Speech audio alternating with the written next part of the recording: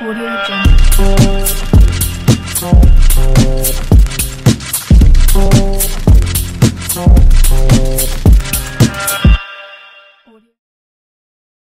On accueille maintenant Tommaso Bonjour, du groupe bonjour.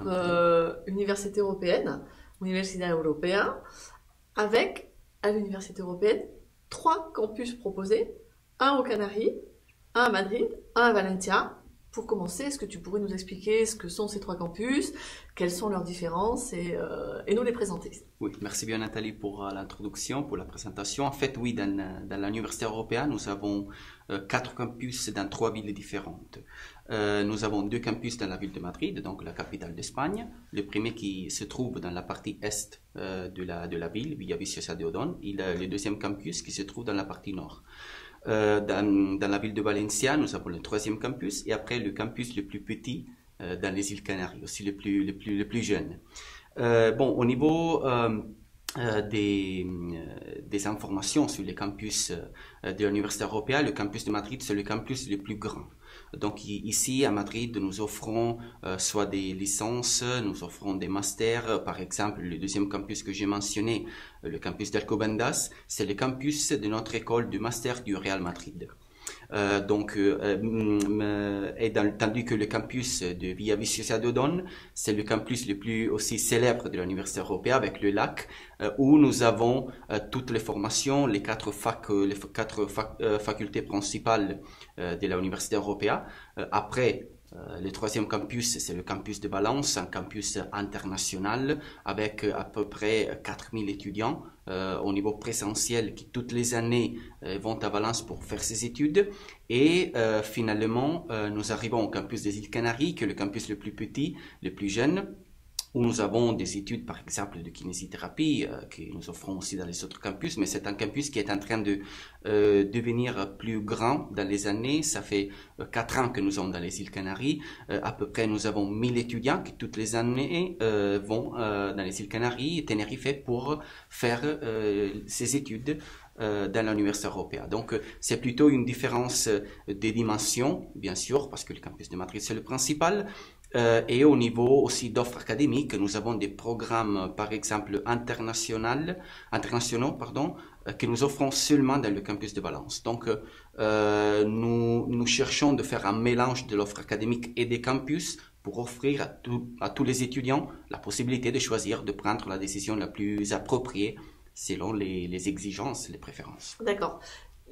De mémoire, quand on postule pour un cursus, pour des études sur un campus, on peut étudier que sur ce campus-là. On ne peut pas aussi postuler aux Canaries, plus à Valence, plus à Madrid, plus dans un cursus, plus dans un autre. Il faut avoir anticipé et fait un choix, une réflexion en amont. Il faut faire un choix avant de postuler.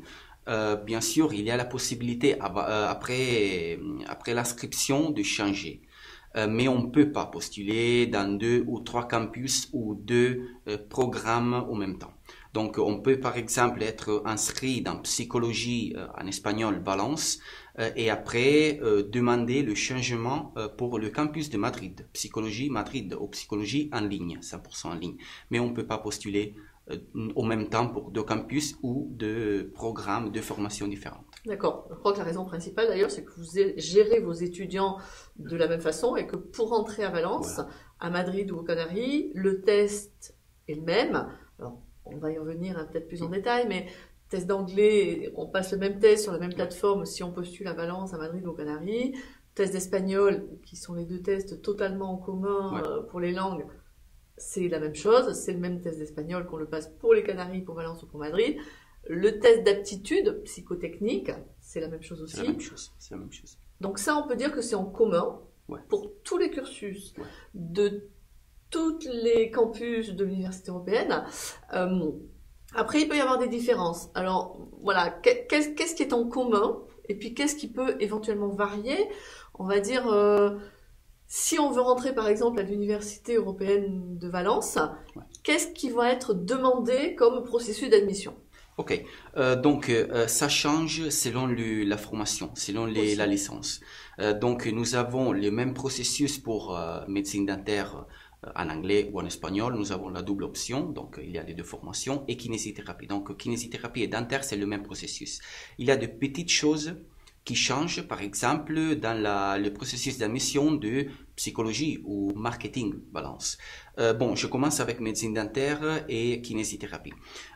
Pour commencer le processus d'admission, avant tout, il faut faire les tests linguistiques. Il y en a deux.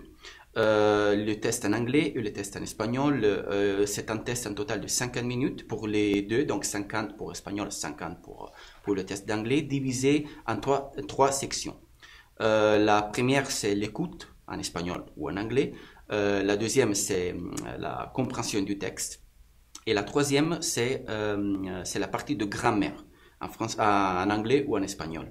Il y a un niveau aussi minimum exigé pour les formats, par exemple, en anglais, pour médecine dentaire en anglais, le niveau d'anglais doit être B2 pour obtenir l'admission. Le test espagnol est obligatoire, mais il n'y a pas un niveau minimum exigé. Et c'est la même chose pour dentaire en espagnol. Il faut avoir un niveau B2 en espagnol. Il faut faire un test en anglais sans le niveau minimum exigé en anglais. Et c'est la même chose pour kinésithérapie en espagnol, niveau B2 en espagnol. Après le test, il faut envoyer un entretien écrit en espagnol ou en anglais, ça dépend toujours de la langue principale de la formation. Il faut envoyer une copie du passeport, donc un document d'identité, et il faut envoyer les notes de première. Donc ça, c'est important. Les notes de première, parce que la plupart des étudiants, ils sont pas encore reçu le bac. Ils vont obtenir le bac en été. Donc nous acceptons les notes de première et nous avons des dates déjà établies pour les admissions. En balance, la première date est le 25 février et la deuxième est le 23 mars. Une semaine avant cette date, donc ça va être les 18 février, il faut avoir envoyé toute la documentation à l'Université européenne. Une personne de l'équipe d'admission va se mettre en contact avec l'étudiant ou l'étudiante pour envoyer le test que tu viens de mentionner, le test psychotechnique. C'est un test de 30 minutes en total, c'est une demi-heure, avec des questions choix multiples. Et il faut avoir fait le dernier test, le test psychotechnique, avant le 18 février. Donc, les étudiants qui ont finalisé tout le processus seront admis ou pas admis le 25. Auront une réponse. Oui, croisons les doigts et ils seront tous admis. Pour les autres programmes, il n'y a pas les notes de première. Donc, le processus, c'est la même chose. Il y a des niveaux minimums de langue, ça change. Ça peut être, par exemple, psychologie en anglais, le niveau minimum d'anglais exigé est le B2. Pour droit en espagnol, c'est le B1. Donc, ça change en espagnol. Donc, ça change selon les programmes. Mais le processus, il faut pas envoyer la note de première. Donc, ça, c'est la différence principale. Il faut envoyer la note de première pour dentaire et pour kinésithérapie. Soit Madrid, soit Valence, soit les îles Canaries. Il y a une petite différence très importante qui est le kinésithérapie, licence kinésithérapie espagnole Madrid. On demande le niveau B2 en espagnol, mais on ne demande pas les notes de première. Donc ça, c'est l'exception. Madrid, kinésithérapie espagnole, on n'a pas besoin de la note de première. Okay. Donc pour tous ces processus, par exemple, dont tu parlais, qui étaient l'Université européenne de Valence, dentaire soit en anglais, soit en espagnol, kinésithérapie qui n'est proposée que en espagnol, c'est ce que vous appelez des processus spécifiques, avec des dates de réponse qui sont fixes. Donc pour Valence, fin février, et puis il y aura fin mars également, je crois, la deuxième session. Qu'est-ce qui se passe ensuite? Quand on a la réponse, qu'est-ce qu'on a comme réponse? Alors, comme tu disais, on espère que tout le monde sera admis, mais est-ce qu'il y a d'autres possibilités de réponse par rapport au dossier qu'on a déposé? Est-ce qu'on peut dire non, on vous veut pas? Bon, il y a bien sûr, après l'admission, les étudiants, les étudiantes doivent réserver la place. Nous avons des places limitées pour tous les programmes en général, dans toute l'université, mais comme vous pouvez imaginer, les diplômes, les licences les plus demandées, donc kiné, dentaire, médecine dentaire, sont les sont les diplômes qui ont plus de demandes, surtout bon, des étudiants français, de la part des étudiants français. Donc, les étudiants auront 5 jours en total. Ils vont recevoir un mail de la part de son tuteur pendant le processus d'admission. Ils vont recevoir un mail avec toutes les instructions pour finaliser le processus d'inscription. Après avoir payé la réservation de place, donc l'étudiante, ils sont prêts pour la rentrée 2021. C'est vrai aussi qu'à partir du mois de mai, il faut remplir le dossier d'inscription. Donc, on espère que pour le mois de mai, ce processus sera digital. Au moment, c'est encore à travers deux documents qu'il faut remplir avec toutes les données pour les contacts de l'étudiant, les données générales de chaque étudiant pour finaliser le dossier d'inscription et confirmer l'inscription pour la rentrée 2021. Et voilà, donc ça c'est Est-ce qu'éventuellement il y a des étudiants qui peuvent être non admis ou en liste d'attente? En liste d'attente, il y a la possibilité que les étudiants qui sont pas admis dans, par exemple, la session du 25 février Valence, ils seront dans la liste d'attente, bien sûr.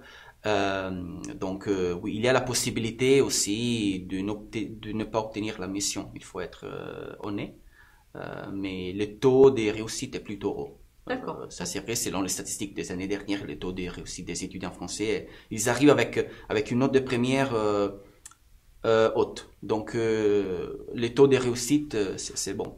Donc, le conseil qu'on peut leur donner, c'est surtout travailler vos langues. Si vous voulez étudier en anglais, ayez le niveau d'anglais prérequis. Voilà. Si vous voulez étudier en espagnol, ayez le niveau d'espagnol prérequis avant de passer vos tests pour avoir une grande chance d'être admis. Voilà. Ok. Pour Madrid, il y a aussi des processus spéciaux. C'est aussi pour dentaire et pour kiné. Comment ça se passe? C'est la même chose. Bon, les processus que nous venons de mentionner, d'expliquer, à part kinésithérapie espagnole, c'est le même processus pour dentaire anglais et dentaire espagnol. Donc, pour les étudiants qui sont intéressés dans la formation dentaire, il y a 4 options. Dentaire, Valence, Madrid, espagnol, anglais.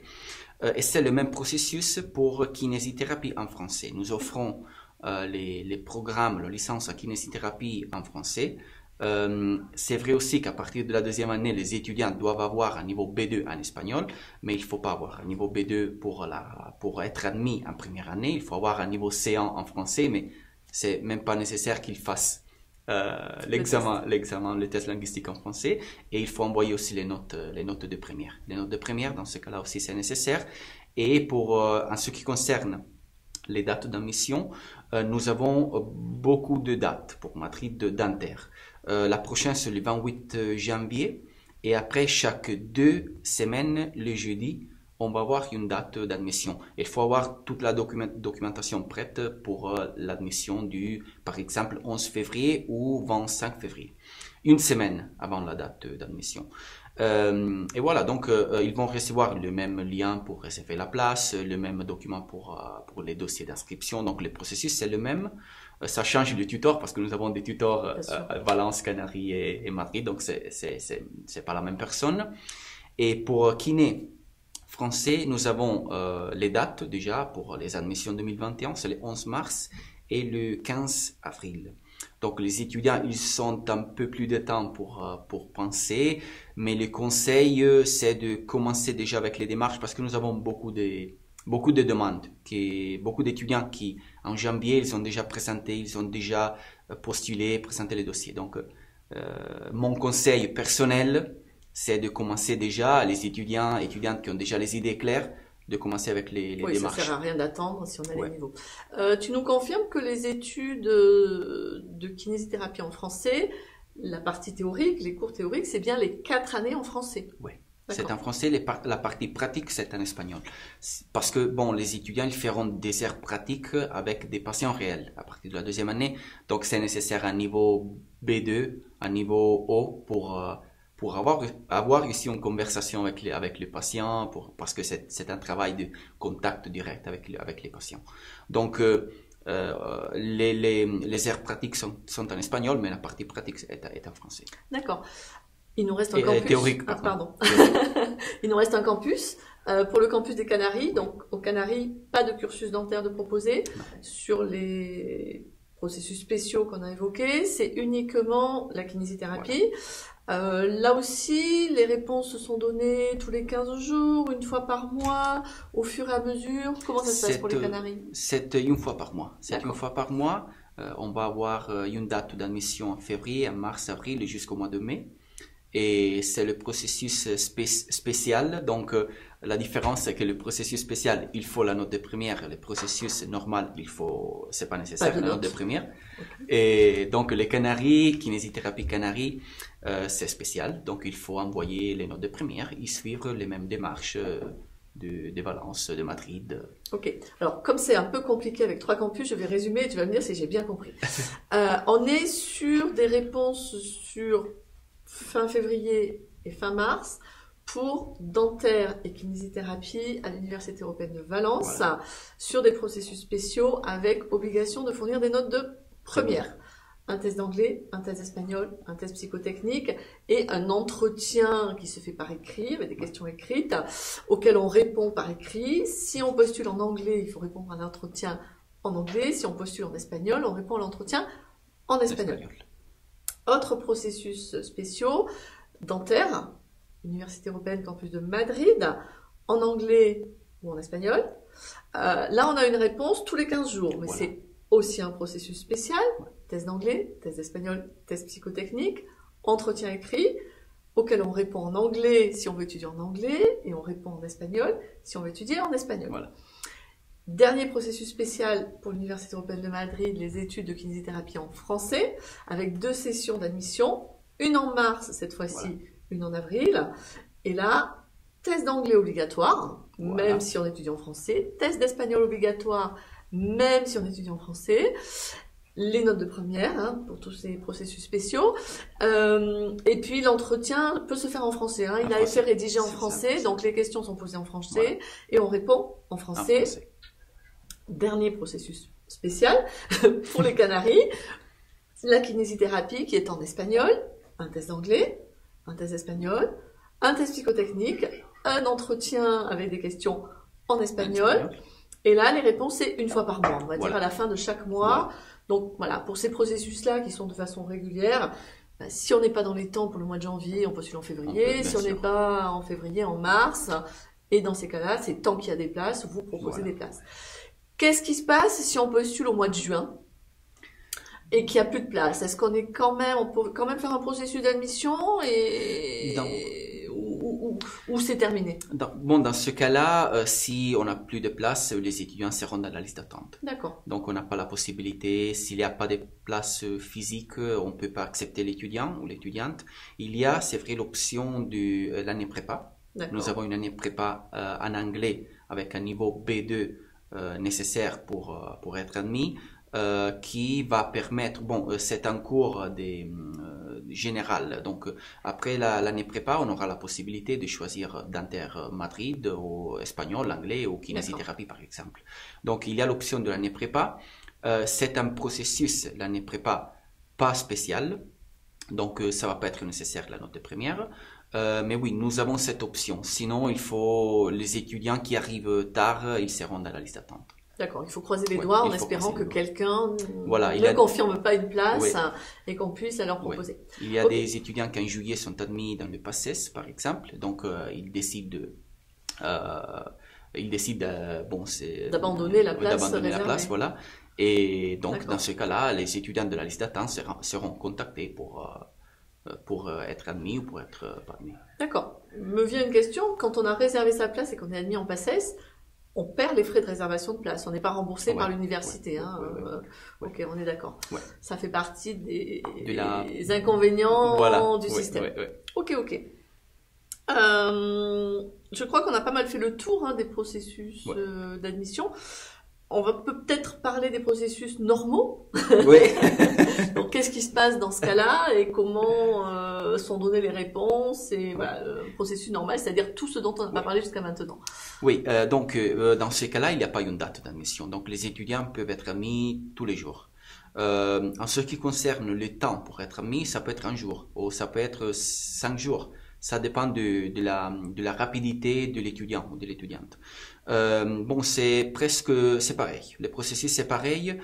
Il faut toujours faire un test linguistique. Si la formation est en espagnol, il faut faire un test en espagnol, toujours avec un niveau minimum exigé. Par exemple, psychologie en espagnol, le niveau c'est le B1 en espagnol, ou psychologie en anglais, le niveau minimum c'est B2 en anglais. Dans le même test linguistique, c'est le même lien, la même division en 3 parties: écoute, grammaire, compréhension du texte.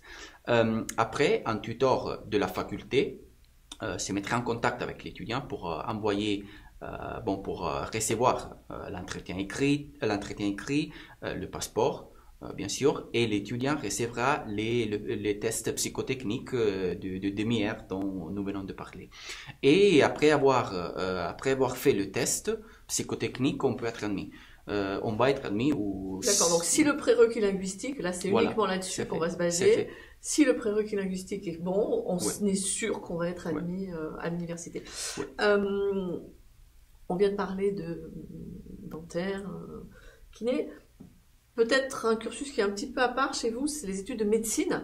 Là, c'est un processus spécifique, mais pour tout le monde. Pas seulement pour... Ouais, vraiment à part, pas que pour les Français, quoi. Oui, donc médecine, oui, c'est un processus complètement différent. Parce que dans ce cas-là, il faut faire un examen. Un examen qui est pas, qui se fait pas physiquement dans le campus, donc il faut pas aller à Madrid. Médecine n'est disponible qu'à Madrid, dans le campus de Madrid. Cette année, l'examen d'admission sera en ligne. Il y aura une date chaque mois. Donc, il faut toujours faire avant tout le test linguistique. Donc, il faut avoir un niveau B2 en espagnol pour être admis à l'examen. Il faut faire l'entretien. Donc, le processus est le même, sauf qu'il y a un examen. Un examen en général, sur la médecine, culture générale, qui était physique jusqu'à l'année dernière et qui sera en ligne cette année. Les dates sont déjà publiées dans notre page web universitaireeuropea.es. Oui. Et donc, si l'étudiant est admis, si l'étudiant passe l'examen, dans ce cas-là, il va recevoir le test psychotechnique et toutes les informations pour recevoir la place. Mais il y a une différence énorme qui est l'examen. Qui est un examen scientifique. Voilà. En espagnol. Voilà, en espagnol. L'examen, c'est en espagnol et pour être admis, il faut avoir un niveau B2 en espagnol pour avoir accès à l'examen et après faire l'examen. Donc on a parlé beaucoup de sciences de la santé, on vient même de parler de médecine, mais l'université européenne, ce n'est pas que des études en sciences de la santé. Vous avez énormément d'autres cursus très intéressants, tu le disais, différents, complémentaires, suivant les campus. Quel cursus tu mettrais toi en avant? On peut parler d'architecture, d'ingénierie peut-être? Oui, en général, nous sommes une université, pas une école qui s'occupe tout simplement du business, par exemple. Donc, nous sommes une université qui offre presque 300 programmes entre les licences et les masters. Donc, il y a plein de choix pour les étudiants de choisir un programme en ingénierie en particulier. Nous avons par exemple en anglais ingénierie aérospatiale. Donc c'est très technique, très spécifique. Nous avons 4 facultés. La faculté de sciences de la santé, on a parlé un peu de médecine dentaire, kiné. On va parler dans quelques minutes de vétérinaire. Nous avons une fac du sport. Dans ce cas-là, nous avons par exemple gestion sportive en anglais, en espagnol bien sûr. Quand je parle de programme en anglais, cela veut dire que nous avons aussi le programme en espagnol. Donc c'est offert dans les 2 langues. Nous avons la fac de sciences sociales, donc tout ce qui concerne le marketing, la communication, les relations internationales. Et après, l'école d'architecture et ingénierie et design. Donc toutes les ingénieries, archi, les diplômes en design. Bon, il y en a plusieurs. Je vais me concentrer beaucoup dans la faculté de santé, je vais mentionner pharmacie, bien sûr, infirmerie, audiologie prothésique, mais je vais mentionner vétérinaire en particulier, qui est nouveau. C'est un programme nouveau qui sera, la rentrée 21 sera la première année de la formation vétérinaire. Cette nouvelle formation qui est disponible seulement dans le campus de Madrid au moment. croisons les doigts que si ça marche bien, on va avoir plus de place aussi dans les campus de Valence, par exemple. Les niveaux nécessaires en espagnol, c'est le niveau B2. Les démarches au niveau du processus d'admission sont les mêmes. Donc, il faut les mêmes que d'Inter. Donc, il faut envoyer aussi les notes de première, sauf qu'il n'y a pas de date d'admission. Donc, c'est pas comme, par exemple, d'Intervalence, la première date, c'est le 25 février. Non, il faut envoyer les dates. Donc, c'est un programme, on peut pas dire que c'est spécial et on peut pas dire que c'est normal. Ouais, il est à part. On l'appelait à part. Donc, on peut être admis aujourd'hui ou demain. Mais il faut envoyer les notes de première aussi.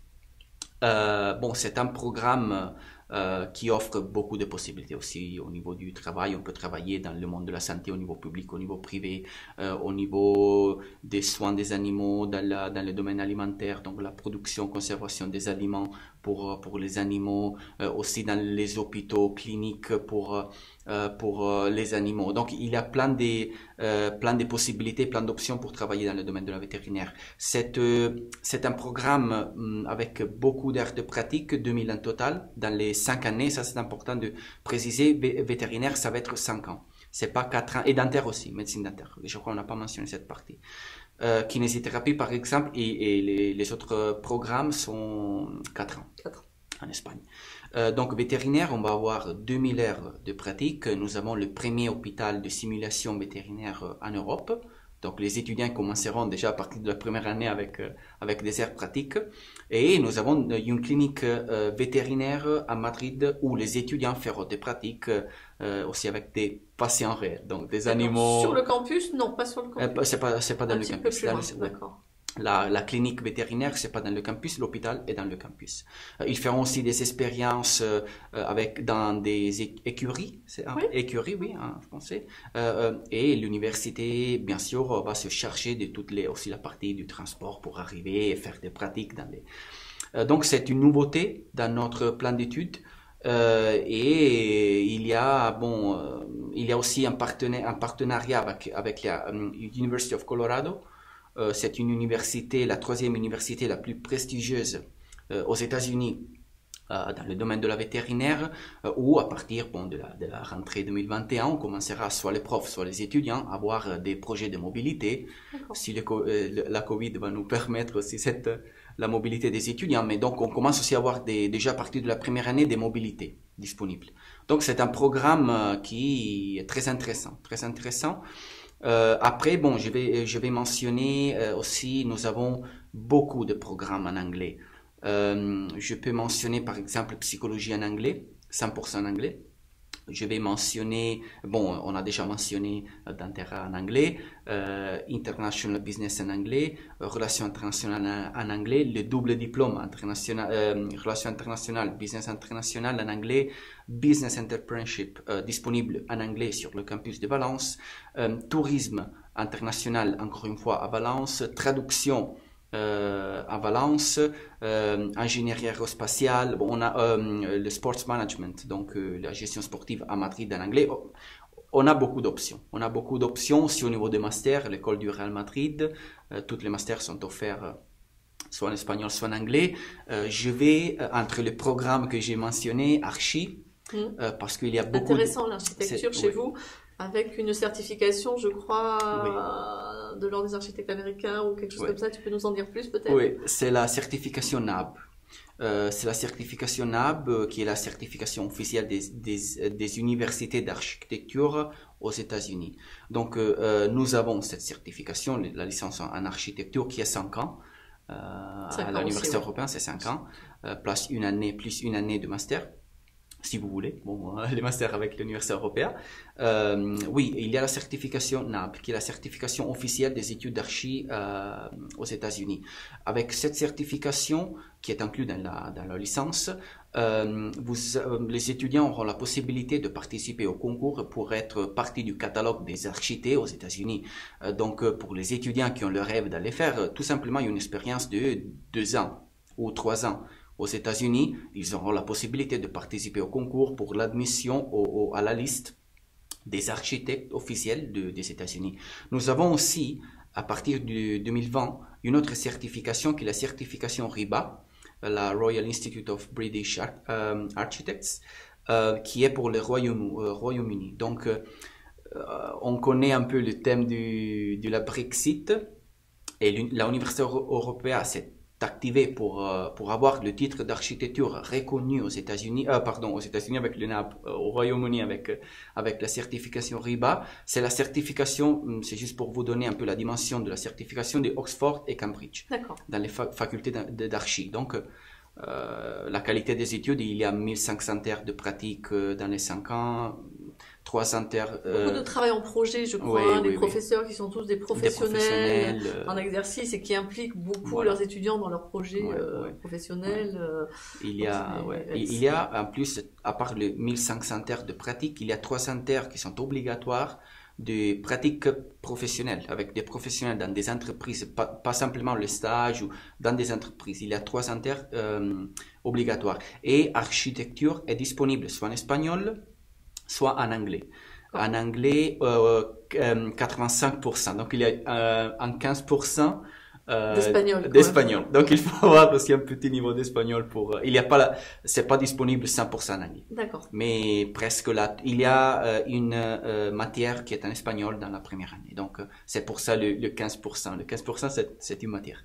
Et voilà, donc il y a aussi la double option. Ok, alors peut-être un cursus qui est assez demandé, on vous envoie pas mal d'étudiants pour ce cursus-là, c'est tout ce qui est audioprothèse.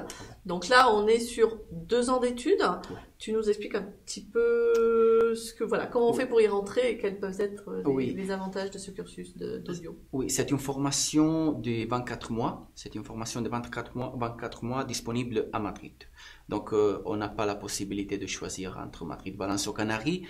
Il faut avoir, la formation est en espagnol, donc il faut avoir un niveau d'espagnol minimum A2, donc le niveau exigé requis n'est pas un niveau B2, donc avec un niveau A2 on peut être admis dans la formation en audiologie prothésique. Il y a beaucoup d'étudiants français qui toutes les années décident de faire les études des audiologies prothésiques.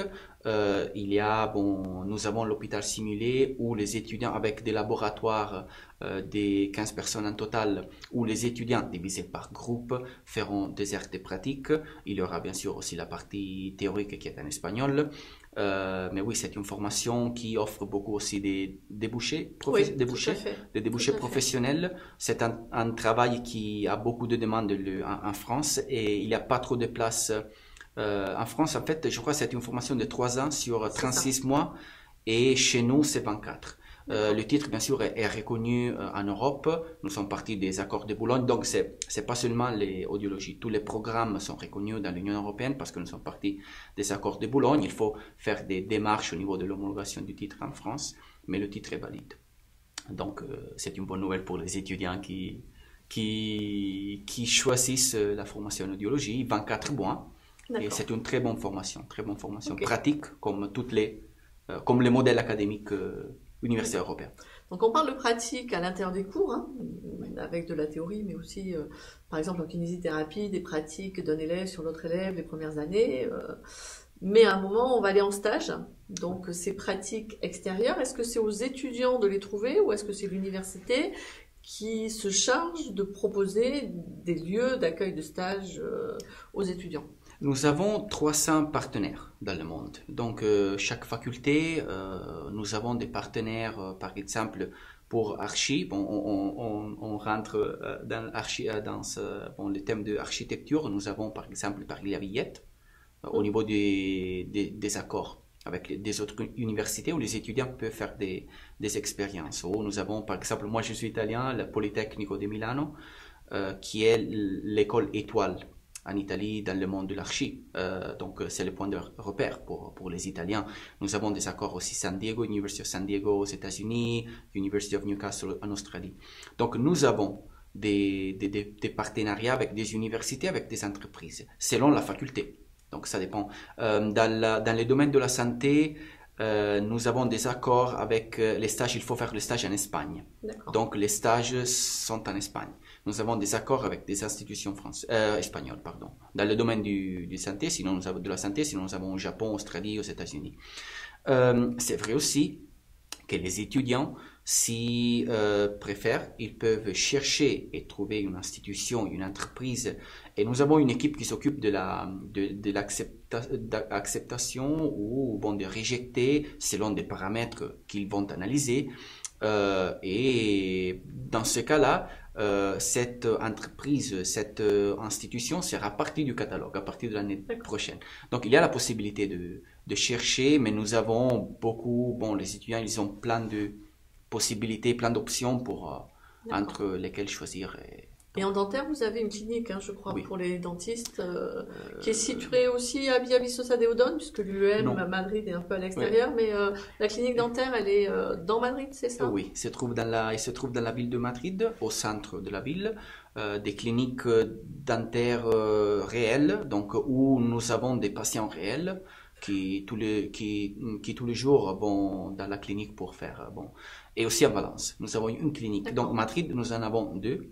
Clinique privée avec le logo Université Européa, et Valence, nous en avons une dans le centre de la ville pour les étudiants de Valence pour faire les pratiques. D'accord, donc c'est là qu'ils font leur stage, ils n'ont pas le choix. Et l'hôpital simulé aussi qui est disponible pour dentaire dans le campus. Il existe chez vous une formation de renom qui s'appelle la Escuela Universitaria Real Madrid, non mondialement connue. Qu'est-ce qu'on peut faire comme étude Real Madrid à l'Université Européenne de Madrid? Ça correspond à quoi? Bon, ça correspond à tout ce qui concerne le monde du sport. D'accord. Donc, nous avons 13 masters pour, par exemple, marketing du sport, juridiction du sport, le MBA dans le domaine du sport, kinésithérapie sportive. Nutrition peut-être? Nutrition sportive, il y en a plusieurs, soit en anglais, soit en espagnol. Donc, c'est vrai que le processus d'admission, c'est un peu différent par rapport aux admissions des licences, parce que il faut toujours faire, il faut pas faire en réalité le test linguistique. C'est pas nécessaire de faire un test linguistique en espagnol ou en anglais, même si la formation est en espagnol, il faut pas faire le test en espagnol. Il faut envoyer à l'université, France-Espagne, qui va nous transmettre toute la documentation. Il faut envoyer le curriculum de l'étudiant mis à jour, les titres universitaires. Voilà, c'est tout. Et une copie du passeport, bien sûr. Toujours une pièce d'identité, le passeport, c'est préférable. Et après, l'équipe d'admission du master se mettra en contact avec l'étudiant ou l'étudiante pour organiser un appel avec le directeur du master. D'accord.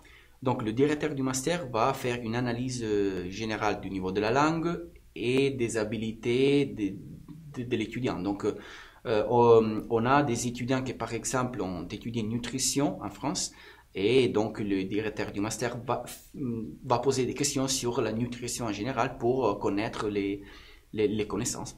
Son niveau de départ, pour voir s'il est en capacité de continuer à étudier en espagnol ou en anglais. Sur une suite. Et donc, l'entretien avec le directeur sera l'admission. Je ne veux pas mentionner le mot échec, mais donc ça c'est le coupage de la barrière. Ça peut arriver, pour éviter d'amener l'étudiant à un échec parce qu'il n'aurait pas les prérequis en termes de connaissances ou linguistiques, j'imagine, pour pouvoir suivre ces études. Et après, c'est la même chose, les dossiers d'inscription, le lien pour réserver la place, c'est exactement la même chose. Mais le lien pour réserver la place, c'est un paiement en ligne par carte bleue, je crois. C'est assez facilité très simple. Ces dernières années. Ok. Peut-être c'est différent sur les trois campus, mais Madrid, par exemple, est-ce qu'il y a une vie étudiante? Est-ce qu'on peut faire du sport? Est-ce qu'on peut faire du théâtre? Est-ce qu'on peut manger sur le campus? Enfin voilà, comment c'est organisé au niveau un petit peu extrascolaire, cette vie étudiante? C'est très bien organisé. Très bien organisé, pour les amants du sport, pas seulement le football, donc le Real Madrid, je crois qu'il y a peut-être, moi j'aime bien le foot, mais je suis pas trop, je crois qu'il y a 5 ou 6 équipes de foot dans la Liga, dans la Ligue espagnole. Il y a du tennis, moi j'aime bien le tennis, il y a le ATP à mai, dans le mois de mai, il y a moi, je crois que je suis les témoignages peut-être, parce que j'étais un étudiant D'accord. italien qui est allé à Paris, à Paris avant et après à Madrid. Et bon, je suis tombé amoureux de la ville. Donc, pour toutes les activités au niveau du théâtre, au niveau des festivals en été, il y a beaucoup de vie universitaires.